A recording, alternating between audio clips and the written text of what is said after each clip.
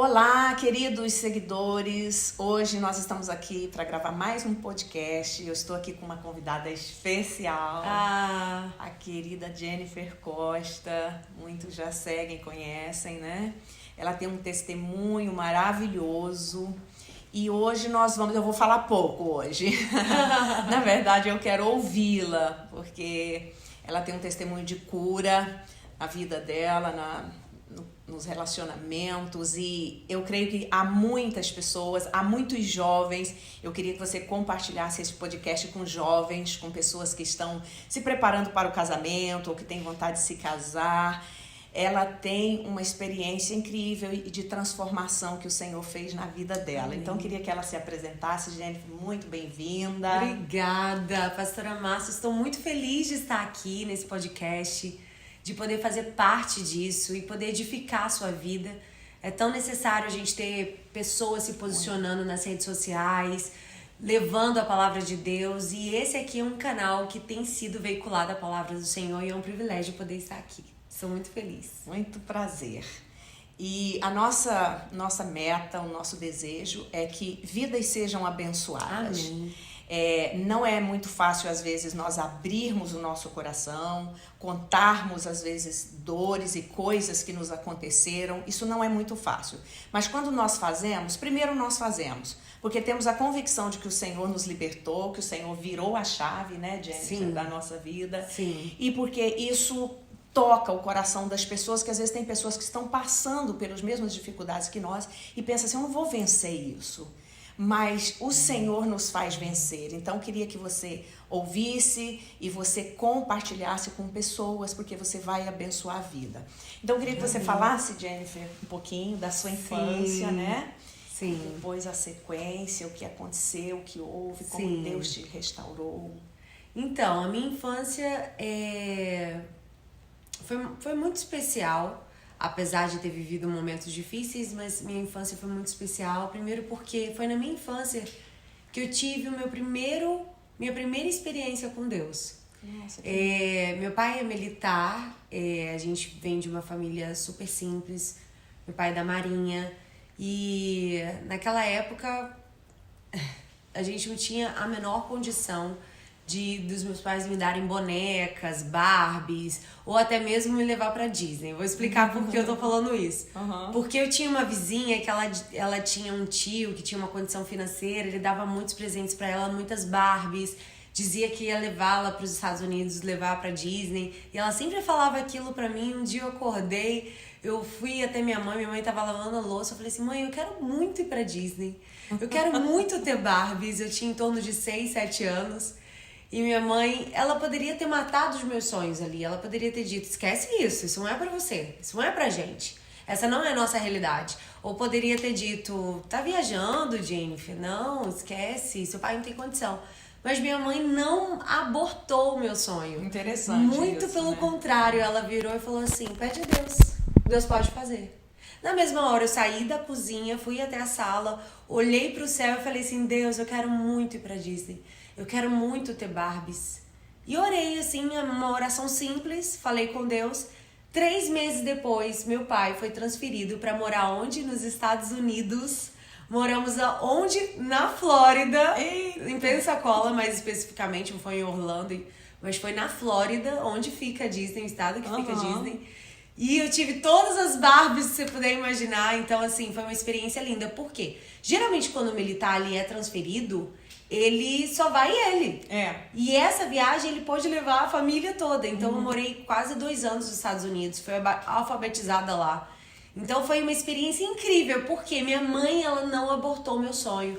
Então eu vejo isso também como algo importante, né? Quando o seu filho ele tiver um sonho, a mãe, ela tem esse papel. Ou ela vai realmente fazer o seu filho crer, orar por isso, ou ela pode também abortar o sonho do seu filho. Então, assim, minha mãe, ela foi muito pontual nesse momento, e eu louvo a Deus por isso, porque se a gente pode viver essa experiência de morar fora, mesmo em uma situação tão improvável disso acontecer, moradora de Bangu, nunca imaginar, mas Deus fez, porque minha mãe, ela falou, vai orar, Deus pode fazer. Então, eu acho que isso é poderoso. Muito. Agora, o importante, olha, Deus pode fazer, né? Sim. Isso dá duas possibilidades também.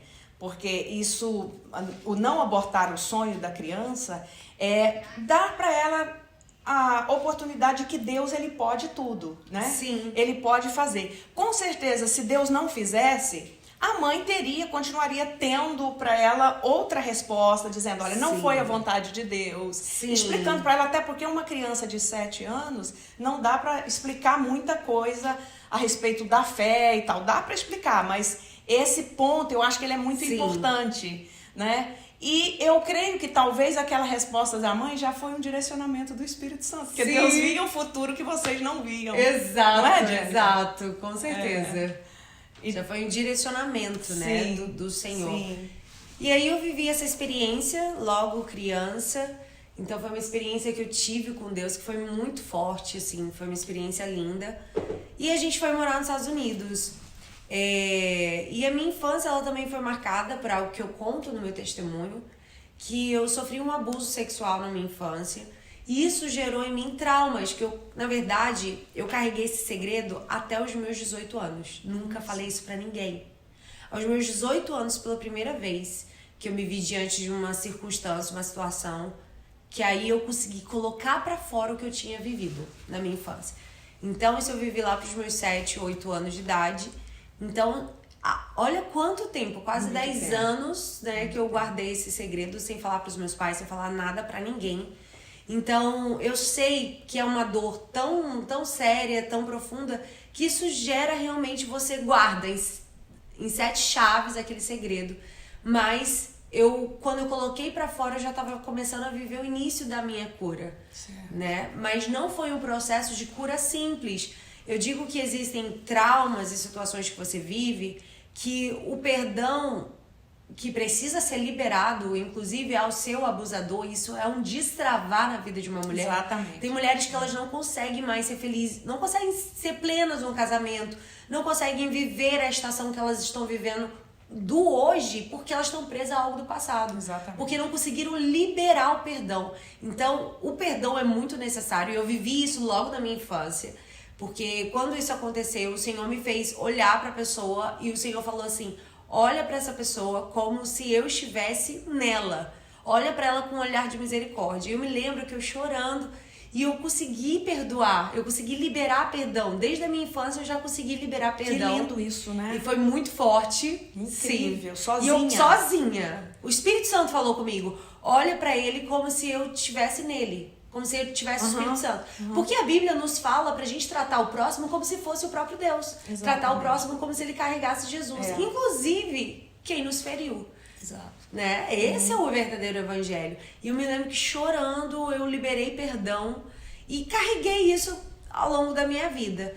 Quando chegou aos meus 18 anos, eu vi que eu ainda estava em processo de reabilitação. Por quê? Existem curas que vão ser imediatas, que você liberou o perdão e você já vai estar ótima, recuperada, porque foi um trauma que se recuperou rápido. Mas existem acidentes que você sofre, por exemplo, um acidente de trânsito, que você às vezes leva anos para conseguir reabilitar o movimento. Exatamente. E um trauma emocional é igual. Às vezes para você se reabilitar daquela dor sofrida, você vai levar um tempo. Não é porque você não perdoou, não é porque você carrega mágoa, não é porque você tem... Não, é porque foi um trauma que isso gera em você uma necessidade de reabilitação.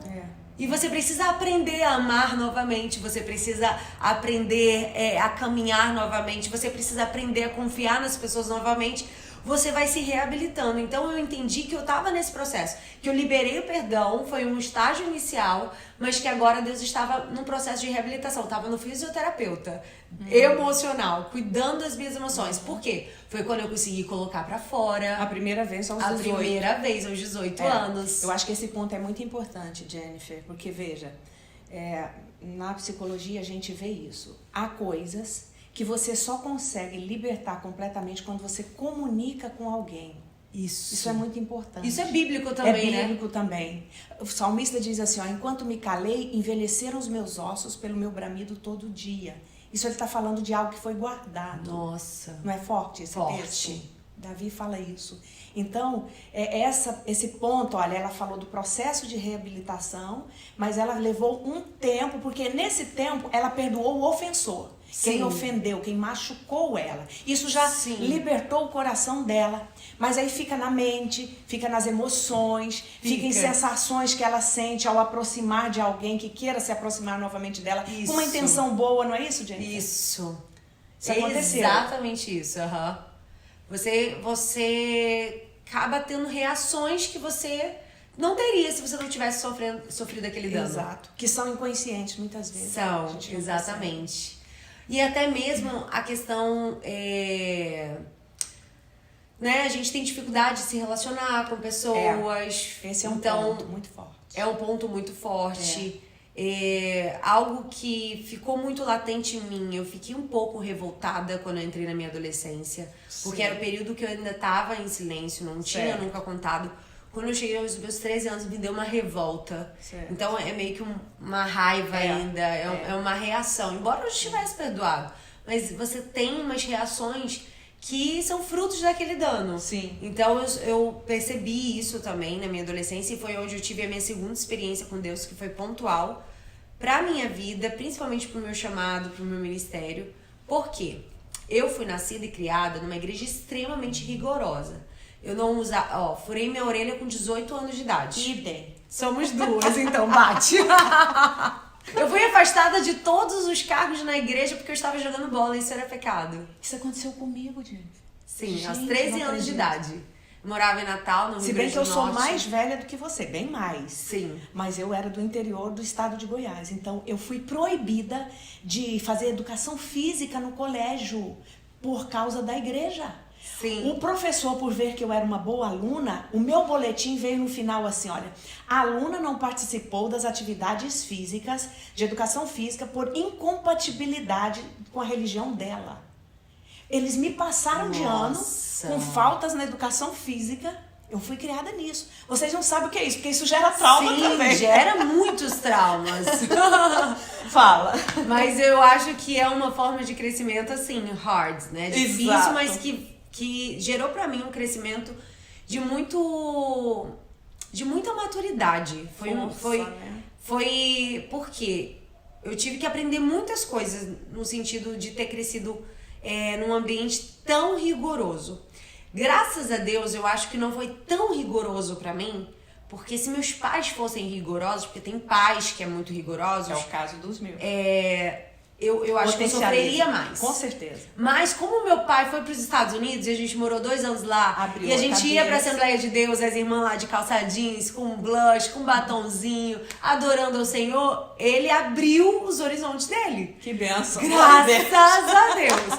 Então a gente sempre teve uma mentalidade aberta dentro de casa, mas a gente vivia dentro daquele contexto. Então dentro daquele contexto a gente... respeitava a visão da igreja. Eu nunca furei minha orelha, usava saia. O dia que eu fui jogar bola, o meu pastor passou na rua, me viu, me afastou das crianças, que eu cuidava das crianças.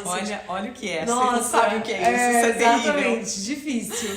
E aí eu sempre ouvi falar, de um Deus que era extremamente rigoroso, que se eu fizesse algo de errado, ele ia me punir, ele ia me corrigir. Então eu sempre vi Deus dessa maneira. E até mesmo porque, olha, vamos falar, gente, naquele tempo não tinha ainda Diante do Trono bombando, não tinha nem começado disso. Diante do Trono.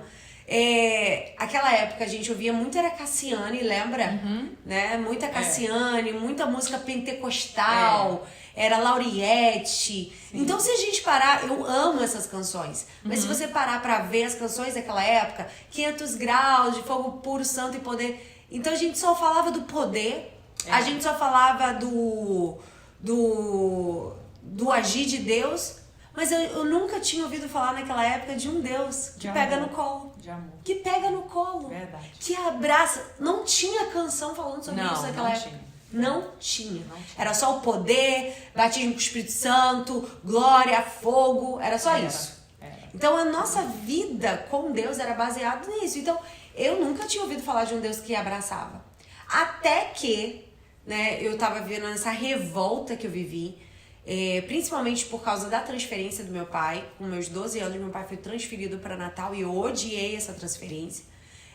Falei, nossa, vim morar no fim do mundo, sendo que hoje eu sou apaixonada por Natal. Porque lá foi o cenário que Deus usou pra me curar, pra me aproximar dele. E eu estava muito revoltada, aprontando na escola, brigas, minha mãe ia direto na coordenação. E eu me lembro que meus pais chegaram pra mim e falaram assim, você tá de castigo. Acabou, você vai ficar, você não sai mais da escola, casa, ficar dentro do quarto. E eu me lembro que eu fiquei nesse castigo, né, dentro do quarto.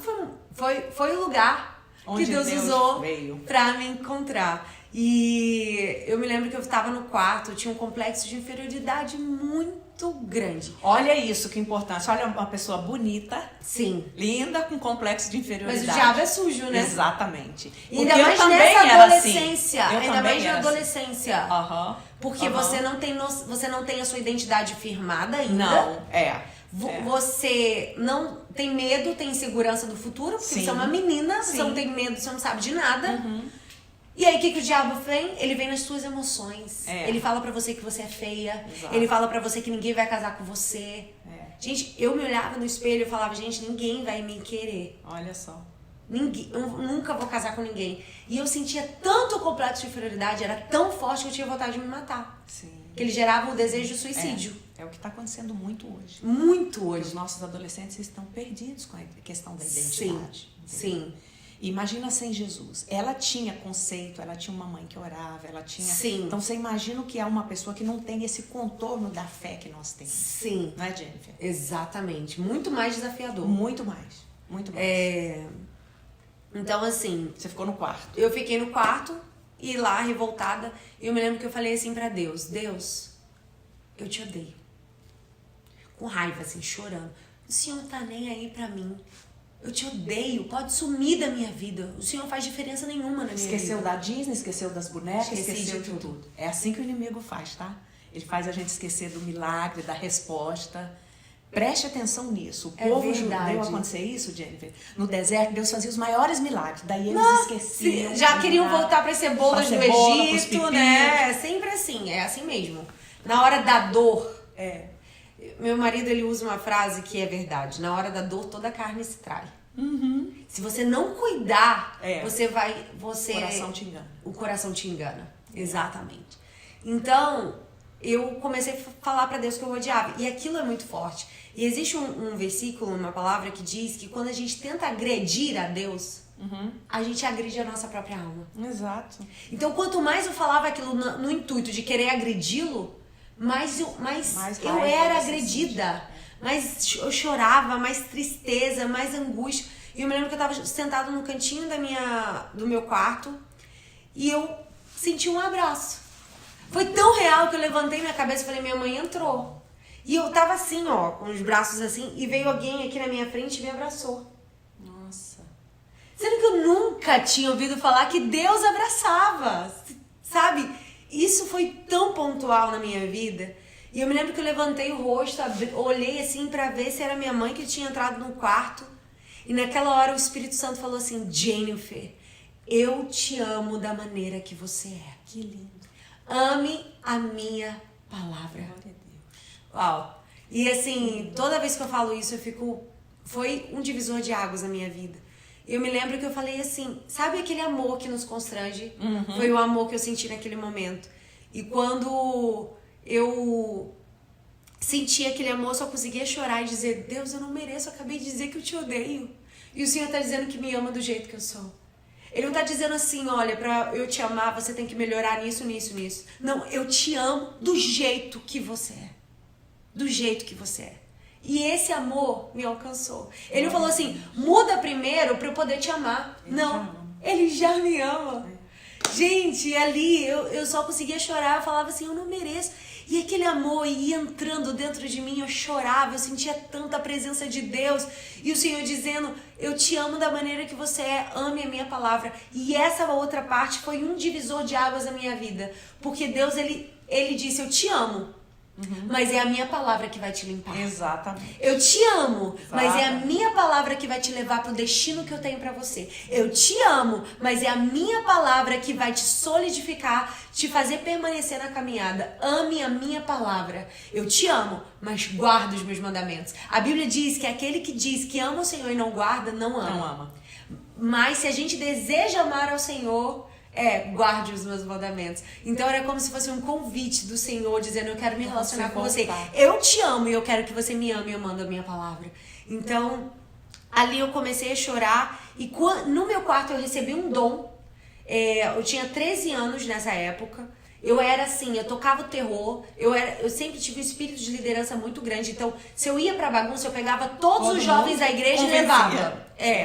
E quando eu tive esse encontro com Deus, Deus me usou pra fazer exatamente o contrário, pra levar todo mundo pra Deus. Que lindo. E foi uma coisa incrível, porque quando eu saí, e eu sempre digo isso, toda vez que você tem um encontro com Deus, você não vai sair de mãos vazias. Não vai. Não vai. Não vai mesmo. Deus, ele sempre vai te entregar algo. E Deus, ele me entregou um dom, que foi o dom de profecia, aos 13 anos de idade. E ali eu saí apaixonada por Deus, ele me pegou por dentro e não tinha mais volta. Eu queimei as pontes com o passado e não tinha mais volta. E ali eu me posicionei, eu me lembro que eu ia pra onde eu fosse, eu levava a Bíblia. Ia pra padaria, eu tava com a Bíblia na mão. Ia pra escola, eu tava com a Bíblia. No intervalo era a Bíblia. Eu me lembro o primeiro livro que eu comecei a ler, que foi Jó. Depois de Jó fui pra Isaías. Assim, gente, você entendia tudo, você lia? Não, mas eu tinha sede. Eu queria. Em cima da palavra que Deus te deu, Exato. com um abraço. Olha, isso é muito importante de nós prestarmos atenção. Deus deu para ela uma direção. Ame a minha palavra, busque a minha palavra quando ele abraçou. Sim. Então, aquilo queimava a alma dela. Então, quando Deus te der um direcionamento, não saia dele por nada. Porque Exato. é aquilo que vai trazer a vitória, é aquilo que vai trazer a libertação. Não é Exato. Olha como isso consome você. Porque é Deus que determina, é o Espírito que incomoda para você fazer. Exato, exatamente. E ali eu comecei a me posicionar, amando a palavra de Deus. E ali, eu me lembro que primeira vez que eu saí do meu castigo, depois dessa experiência com Deus, eu fui para um ensaio dos jovens. E assim, o ensaio dos jovens era, eu tocava o terror, bagunçava, conversava, zoava, E eu me lembro que eu tava apaixonada pela Bíblia, pra onde eu ia, eu carregava a minha Bíblia. E aí, assim, de um jeito que eu não carregava antes. Sim. Eu me lembro que eu cheguei, coloquei a Bíblia aqui, todo mundo lá e tal, não sei o que. Aí ela colocou a música, que era pra gente ensaiar. Aí no ensaio eu fechei meus olhos, porque eu tava tão apaixonada por ele, que eu queria ele a todo momento. Eu me lembro que eu fechei os olhos e a música era aquela assim, ó. Junto a ti, Senhor, junto a ti, Senhor, junto a ti, em tua presença. Aí eu chorando. Ela canta também, tá, gente? Pra vocês que não conhecem, estão vendo a primeira vez, é uma benção. Depois ela vai fazer uma live só pra... E aí eu comecei a chorar, porque aquela música... E ali o Espírito Santo começou a me tomar. Eu me lembro que Deus começou a me usar em profecia naquele ensaio para os jovens. Que lindo! Aquele ensaio teve batismo com o Espírito Santo, teve jovens que tiveram visões, pessoas foram tomadas pelo Espírito Santo. A glória de Deus veio. Por quê? Eu acredito que para Deus incendiar um lugar basta uma brasa acesa. Basta. E eu vivi isso, literalmente. Eu tava tão acesa, eu tava tão sedenta, que naquele ambiente que tava todo mundo distraído, aquilo que eu vivi com Deus contagiou aquele lugar. Todo. Nossa, e eu me lembro que aquele ensaio quase não terminou. Foi uma glória. Foi algo assim sobrenatural que Deus fez. E o pessoal teve outros olhos pra você a partir dali. Sim, a partir dali eu mudei. A partir dali Deus me usava em profecia de um canto para outro dentro da igreja. Eu era muito usada por Deus e ali eu comecei a viver esse chamado, esse ministério profético na minha adolescência. A palavra e fui mergulhando, cuidando das crianças, envolvida. E uma das coisas que eu aprendi com esse ambiente rigoroso na qual eu fui criada e que eu aprendi que foi hoje, pra mim, eu acho que norteia o meu caminho e que foi fundamental, foi o fato de diante daquela situação que o pastor passou, me afastou de todos os cargos da igreja, eu entrei dentro de casa super chateada. Entrei e falei assim, nossa, eu não quero mais ir pra essa igreja. O pastor me afastou de todos os cargos. E meu pai, ele foi pontual na minha vida. Ele pegou e falou assim, a gente está debaixo dessa visão. A gente não vai sair. Então, se a gente está debaixo dessa visão, a gente vai respeitar a visão dessa igreja. A gente vai respeitar. Enquanto você estiver aqui, enquanto você for nossa filha, você tem que estar onde a gente está. Enquanto você é a nossa filha, você vai ter que abraçar, amar ele e respeitar ele, mesmo que você não concorde. Uau. E ali, eu me lembro que eu falei, eu fui obediente, eu falei, é pra amar. Eu me lembro que depois eu encontrei ele na igreja, era o pastor Vicente o nome dele. Eu peguei, oi pastor, vim aqui te dar um abraço. Ele levou um susto, porque ele é normal, ele já era conhecido como um pastor que deixava os jovens chateados e não paravam de falar com ele. Entendi. E ele levou um susto. E é tanto que todas as igrejas que ele passou, a partir de então, ele falava, tem uma jovem que ela nunca deixou de me abraçar, mesmo quando eu corrigi ela, mesmo quando eu alinhei ela. Então, assim, eu continuei abraçando, beijando ele. E ali eu aprendi algo muito importante. A deslealdade, ela entra quando você não concorda com uma coisa. Exatamente. E outra Fizemos coisa, um podcast semana retrasada eu sobre vi isso. o tema sobre lealdade, esse tema tá falando tanto comigo. Lealdade, a deslealdade, ela entra quando você está diante de uma discordância. Então ali eu tinha uma oportunidade de aprender a ser desleal, ficar chateada, revoltada, ou aprender a ser... Eu não concordo com o fato dele ter me afastado, sim, porque eu tava jogando bola, eu era uma criança. Sim. Não concordo, mas eu respeito. Exato. É isso que a geração hoje não tá sabendo. Exato. Mas depois nós vamos fazer um podcast só pra falar sobre isso. Só sobre isso. Eu vou falar do Talibã e você vai falar. Sim, exatamente. Então, assim, são dois pontos. A discordância, que é um dos pontos que entra, né? E quando você é corrigido. Tem gente que não suporta ser corrigido. E aí é desleal. Aí você, fui corrigido aqui, então vou pra outra igreja. Aí quando você vai pra outra igreja, você é corrigido lá, você sai dessa igreja e vai pra outra igreja. É a mesma coisa no casamento. Não quero ser corrigido nesse casamento. Você sai desse casamento e entra em outro casamento. Não fui corrigido aqui. Pega e você coleciona vários casamentos porque você nunca consegue olhar pra dentro de você e ver que talvez é você que precisa ser corrigido. Exato. Então foram duas coisas que eu aprendi, que era necessário eu aprender aquilo, naquele momento era necessário, e que eu não tinha que estar debaixo da visão que eu tinha me proposto a estar. Exato. Então eu tinha que ser obediente àquela visão, mesmo que eu não concordasse. E na nossa caminhada, com marido e mulher não é assim? Exato. Com relacionamento de trabalho não é assim? Exatamente. Você tem que estar, mesmo que você não concorde com tudo. Então a gente não pode utilizar a discordância como um caminho para a deslealdade. Exato. Então foi uma das coisas que eu aprendi e que eu carrego hoje muito na minha vida. Então, que bênção. É isso. Então, e você é novinha, Jennifer. Olha, eu tô bem mais velha do que ela, mas a gente às vezes fica achando que tem que abrir demais a porta para que as pessoas venham, que tem que ser liberal demais para que as pessoas venham. E não é isso que faz o jovem estar na igreja. O que faz o jovem estar na igreja é, claro, o amor, o respeito, tudo isso. Sim. Mas a palavra, ela nos confronta em muitos pontos, né, Jennifer? Olha quantos conceitos que ela falou aqui agora, dentro do casamento. Ou seja, em suma, a autoridade espiritual é o que ela falou aqui. Ela aprendeu lá atrás, quando ela era só uma jovem, uma adolescente ainda. Isso. Que falta muito hoje. Porque não adianta, burlar um princípio que Deus colocou. Então a gente não vai se dar bem. Não vai, né? Não vai.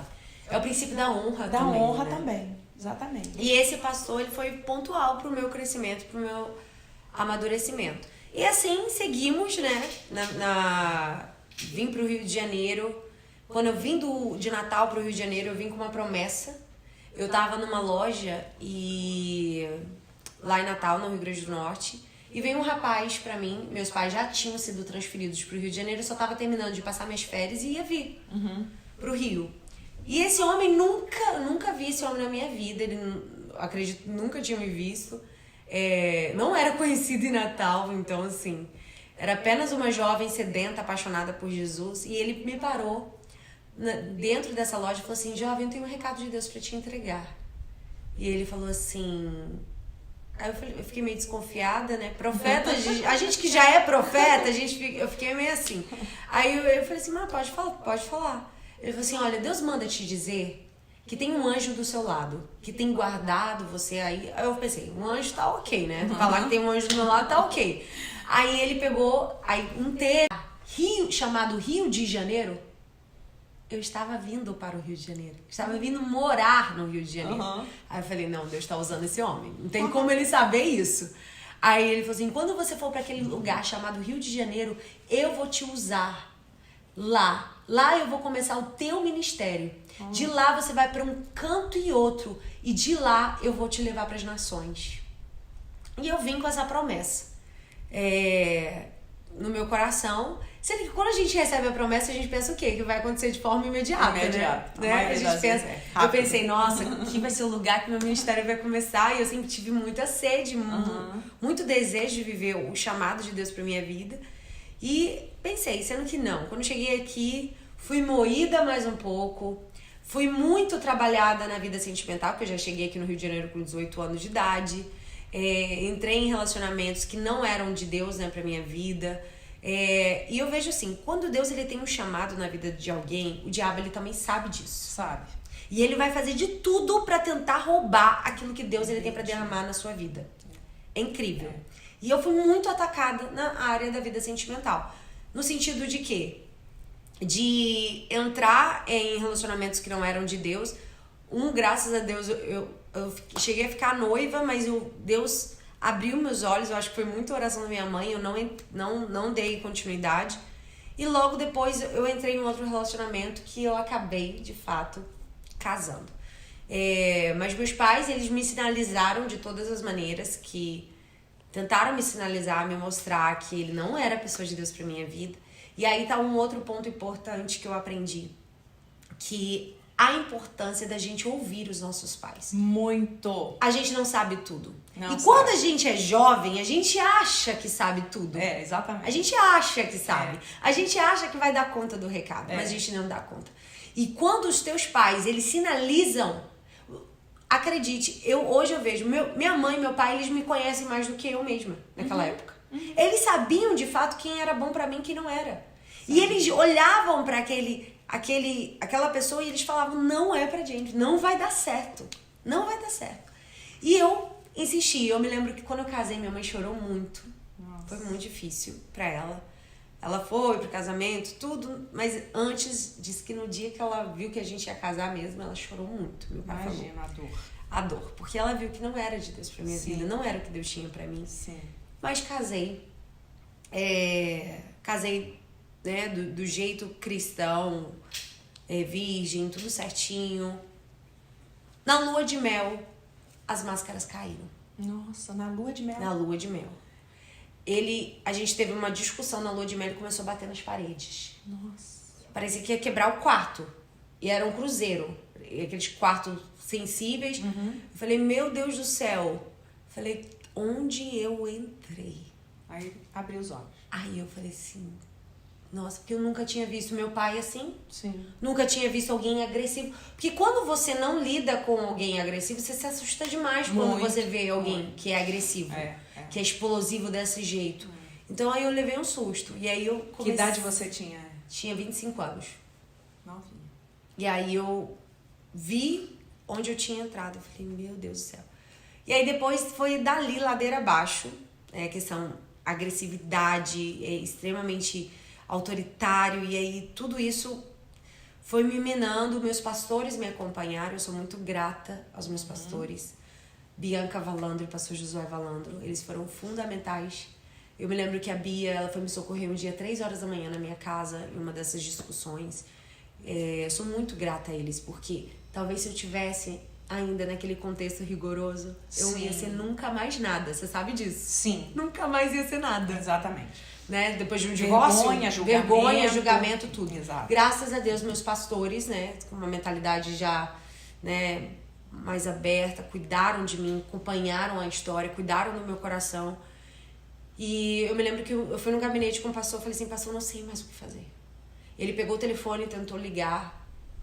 Ele desligou o telefone e ele falou assim, minha filha, eu queria poder te dizer que há esperança. Mas ele mesmo... Ele falou assim, mas eu acabei de ligar aqui. Ele falou assim... Ele só falou assim, eu posso te dizer uma coisa, você é jovem. Você é jovem ainda. você tá entendendo o que eu tô dizendo? Eu falei assim, tô. Ele falou assim, eu não tenho nada pra te dizer que dê esperança. Porque assim, ele não ouvia mais ninguém. Sabe quando você tenta de todas as maneiras recuperar? Não tem abertura. Não tem mais. Acabou, fechou. E não adianta. Como que vai andar dois juntos se um não quer? Não tem jeito, não tem como. Então, foi quando eu entendi que tinha, de fato, acabado. E aí, a partir de então, meus pais foram comigo até na minha casa. Eu tô contando detalhes que eu nunca contei, tá, gente? Nunca contei nem no meu testemunho. Meus pais foram até a minha casa e eles... E o meu pai falou, olha, eu vim aqui, você não quer mais nada, né, com a minha filha. Eu vim aqui pegar as coisas e eu tô levando minha filha embora. E eu me lembro que eu peguei, assim, umas mudinhas de roupa e fui embora. Eu não peguei nada da casa, nada, não quis nada. No máximo, depois eu só peguei minhas roupas mesmo e fui embora. E aquele momento ali foi muito doloroso. Mas eu me lembro que quando eu dormi nos meus pais, eu senti uma sensação de alívio, porque eu já estava tão aflita, vivia num ambiente tão agressivo que eu já dormia com a porta trancada, morrendo de medo, vivia nesse pânico o tempo todo, então eu me sentia aliviada. E ali começou um processo na minha vida que eu me tornei tudo aquilo que um dia eu critiquei e achava, nossa, a pessoa se divorciou, nossa, acabou. Porque você se torna exatamente aquilo que às vezes você julga. E eu me lembro que eu me tornei uma divorciada, me divorciei, 1 ano e meio de casamento que durou. Não durou nem 2 anos. Então 1 ano e meio eu tava me divorciando. E aí eu senti, porque eu já ministrava louvor na igreja. Meu pastor, ele foi muito sábio. Ele falou, Jennifer, eu conheço a história. Eu sei o que de fato aconteceu. Mas eu preciso deixar você 6 meses no banco para você se recuperar. Exato, isso é importante. É importante. É muito importante. E assim, eu agradeço. Foi um momento difícil porque o Ministério de Louvor da minha igreja, o Ministério de Estúdio, estava começando a bombar, estava gravando o primeiro CD, eu estava super envolvida, eu tive que ficar no banco.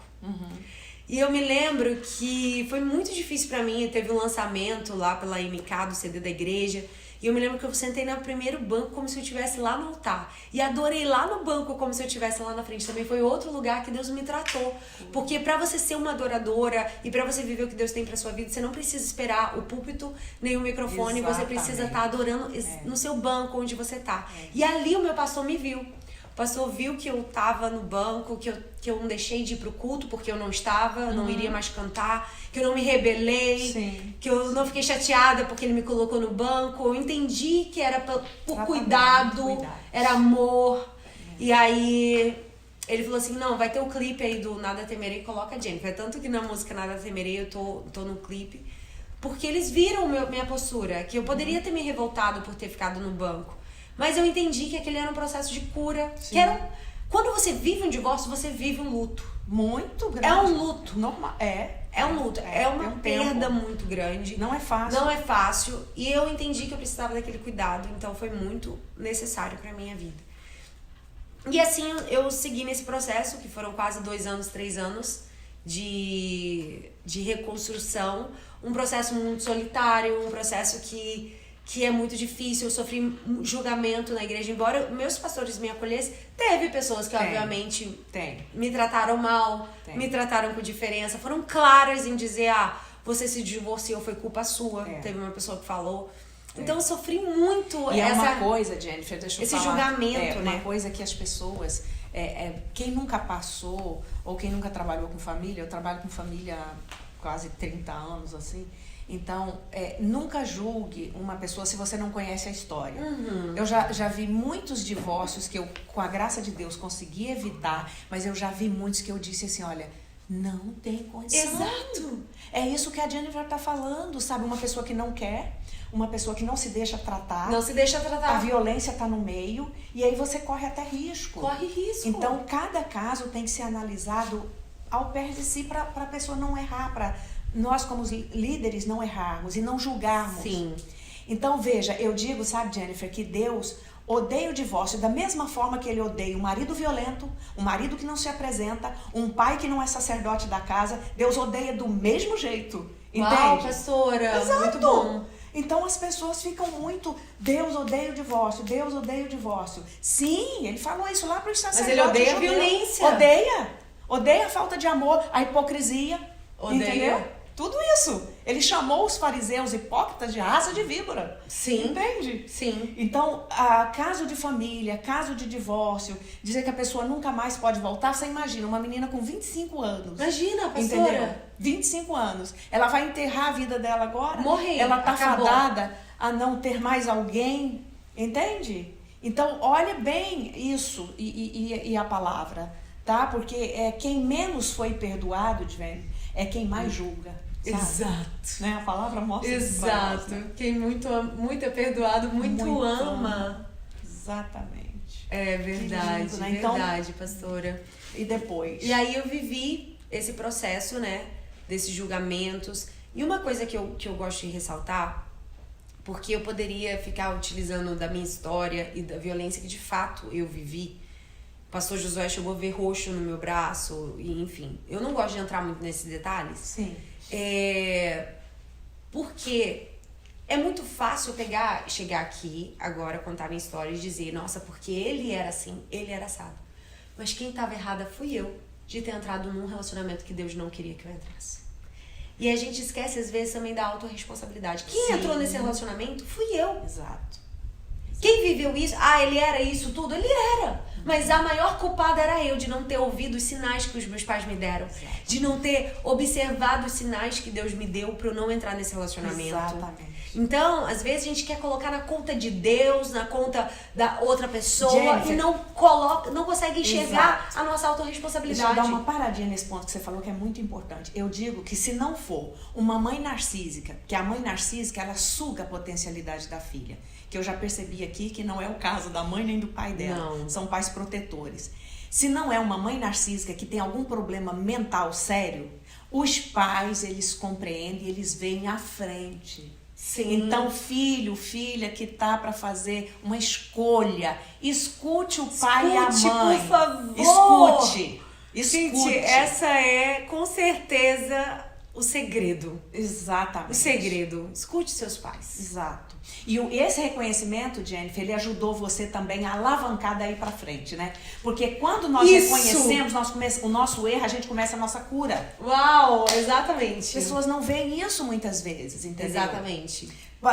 É um princípio dos alcoólicos anônimos. Uhum. Todo alcoólatra chega e diz, não, eu não sou alcoólatra, eu bebo quando eu quero, eu posso parar. Mas eles fazem ele reconhecer que ele é dependente daquilo ali, porque é ali que começa o processo de cura. Uau! Né, exatamente. E Deus faz assim conosco. E foi exatamente assim que aconteceu comigo. É.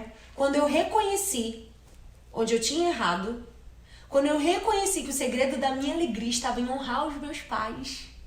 Começou a libertação. Não, na minha história, a senhora vai entender, porque o meu marido hoje é o genro que minha mãe olhava e dizia, esse é o genro que eu queria ter. Olha que coisa. Olha isso. É incrível, né? Minha mãe, ela passava, porque o Elias, o meu marido hoje, ele morava na mesma rua que eu morava, lá em Bangu. Então a gente nascemos vizinhos, então a gente se conhece desde criança. E minha mãe sempre viu o jeito que ele tratava os pais dele, viu sempre como ele foi um homem de Deus. Minha mãe sempre falava, nossa, esse é o marido que deveria ser da gente. Esse marido, assim, ou seja, quando eu entendi que o meu erro foi não ter ouvido os meus pais, quando eu entendi que o meu erro foi não ter honrado eles, honrado a minha mãe como deveria, e eu passei por esse processo, e eu me lembro que foi um processo de muita cura, foi um processo de pedir perdão pelos meus pais, ter pedido perdão pra minha mãe por tê-la feito sofrer. Sim. Né, quando eu tomei a decisão que entristeceu muito o coração dela. Foi um período que eu me lembro que uma das pessoas que Deus tinha usado pra me sinalizar, eu também fui na casa dela pedir perdão. Ela falou assim, olha, preste atenção, ele não é isso que tá mostrando ser pra você. Ela tentou me sinalizar. Quando tudo isso aconteceu, eu voltei na casa dela, pedi perdão. Falei, realmente, você tava certa. E fiz todo o processo de descida, né, de quebrantamento. E quando eu me submeti a esse processo, eu tava lá sozinha, entristecida. Eu reconheço que hoje você encontrar alguém legal é muito difícil. Muito. A gente tá vivendo um período muito difícil. Muito. Eu sou de uma igreja que, na época, a IBA aqui tinha em torno de 3 mil membros. Eu era do louvor, eu fazia o vídeo do Seja Bem-vindo lá do culto. Eu me lembro que eu subia no louvor, olhava assim a igreja e falava, gente, não tem uma pessoa aqui, Senhor. Muito difícil. E aí eu falava assim, Deus, eu acho que o Senhor não tem ninguém pra mim. Eu falava, eu acho que o Senhor não tem ninguém pra mim. Eu acho que acabou. E eu me lembro que o segredo da minha vitória foi minha mãe, porque minha mãe encontrou o Elias, ele tava lavando o carro e tal. Ela falou assim, você tem o telefone da... Ele perguntou por mim, né? Uhum. Que sempre ficou um negocinho de olhares, eu e Elias, mas a gente nunca tinha saído pra conversar nada. Uhum. E ela falou assim, você tem o telefone da Jennifer? Ele, não. Aí ela falou assim, vou te passar. Aí passou o meu telefone. Minha mãe... Olha que mãe sábia. A minha mãe passou meu telefone pra ele. Cupido. E aí ele me mandou mensagem, eu falei... Aí eu, tipo assim, ele falando da gente tomar um café e tal. Eu falei assim, nada a ver. Eu conheço o Elias há tanto tempo. Agora a gente vai querer sair, mas nada a ver mais. Aí teve um dia que eu tava super em casa, né? Assim, durante a semana, ele pegou e escreveu uma mensagem que aí foi um divisor de águas. Ele foi sincero. Porque até então, quer tomar café, não tá sendo claro. Quando ele escreveu assim, eu gosto de você, estou orando por você. Aí eu falei assim... Aí mudou. Eu falei, gente, ele gosta de mim, tá orando por mim.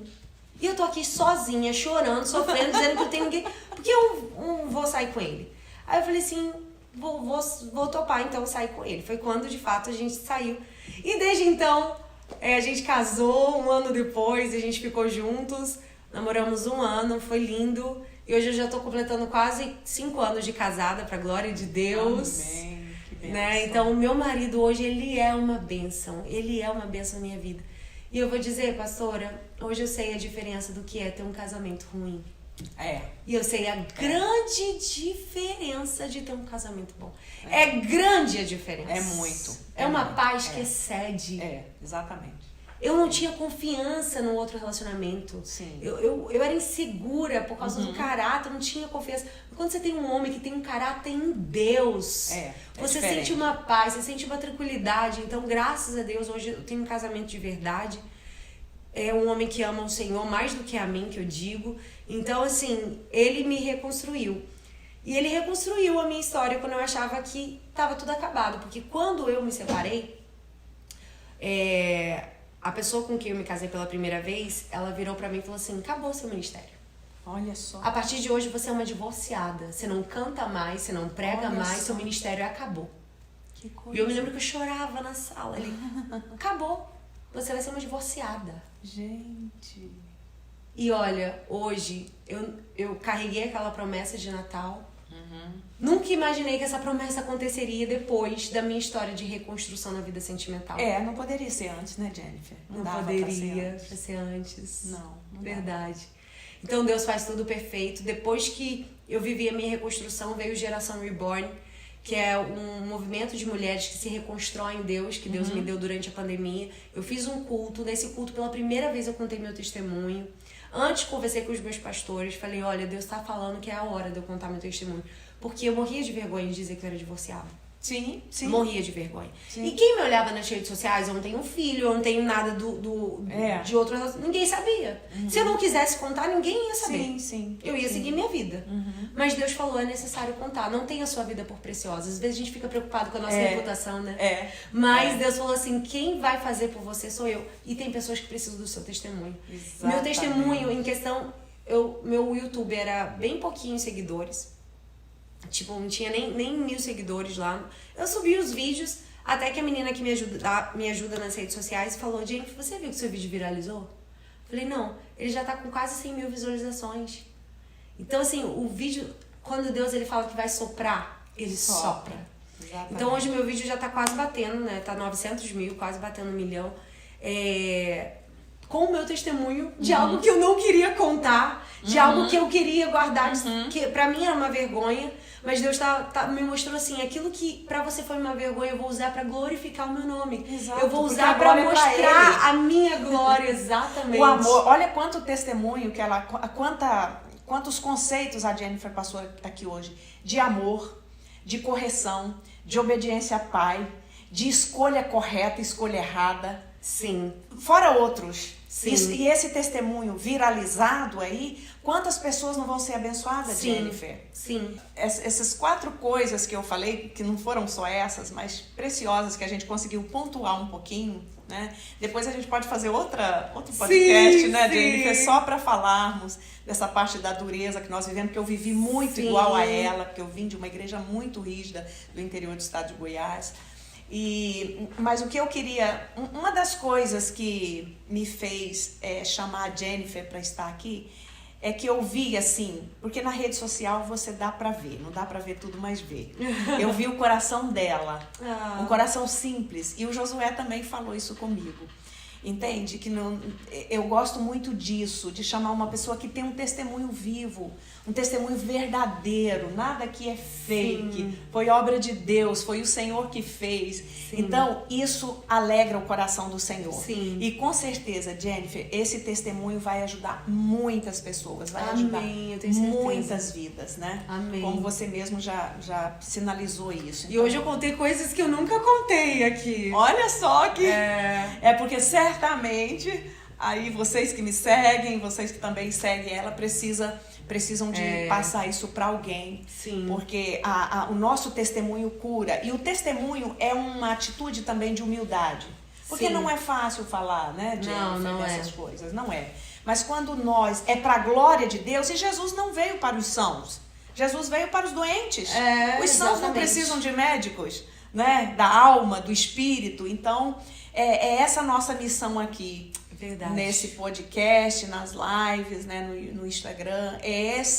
Enquanto tem tantas vozes, né, Jennifer, nós temos uma voz que traz essa cura, que traz essa direção, que traz essa restauração. Então, nós não podemos deixar calar essa voz. Sim, não podemos. Né? E olha que coisa preciosa que Deus faz, né? Deus deu para ela o dom, ela louva, ela ministra a palavra, tá? E ela tem dom de profecia. Então isso é o que Deus faz. Quando Ele encontra um coração humilde, sim, Ele faz, para a glória dele. Porque toda a glória será revertida para Ele, né, Jennifer? Sempre. Então queremos queria te agradecer muito, foi um prazer. Acho que não vai ficar só nesse podcast não, se você... Eu amei, obrigada pelo carinho, foi uma alegria estar aqui. Amém. Sentir a presença de Deus aqui conosco. Muito, o Espírito Santo está aqui. E é muito bom. Amém. Obrigada. Obrigada a você. Deus te abençoe. Eu falei com ela aqui para dar uma palhinha de um louvor, mas tá sem violão, sem nada. Só a capela.